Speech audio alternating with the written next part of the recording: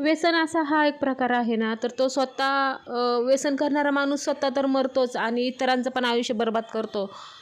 व्यसनामुळे ना कित्येक जणांचे संसारसुद्धा उद्ध्वस्त झालेले आहेत. व्यसन तर हा एकटाच माणूस करत असतो, पण त्याच्याबरोबर तो बाकीचे त्याच्या म्हणजे घरातले जे बायको, लेकरं असतात, ते न करताना सुद्धा त्यांच्या आयुष्याला लागलेला एक काय म्हणतात ते डागच असतो नाही का. आणि व्यसन करणारा माणूस ना स्वतः तर मरतोच, पण बाकीच्यांचं पण आयुष्य उद्ध्वस्त करून जातो.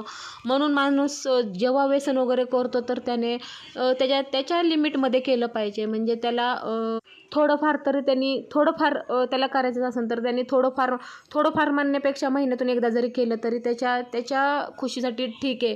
पण जर का तो दररोजच करत असेल आणि बायको लेकरांना त्रास देत असेल ना, तर त्या व्यसनाला काहीच अर्थ नाही. आणि जर का असा त्रास होतच असेल ना, तर त्या बाईने त्या माणसांपासून लांबच राहिलेलं बरं. म्हणजे आपली मुलं बाळं घेऊन, कारण भरपूर समाजात असे बघायलाही मिळतात की ते व्यसनामुळे नाही का माणसांचे संसार उद्ध्वस्त झालेले आहेत बायकांचे. त्याच्यामुळं मुलांचे पण आयुष्य बरबाद होतं. आज एवढ्याच टॉपिकवर. आणि चला, आवडला असेल व्हिडिओ तर शेअर सबस्क्राईब करायला विसरू नका.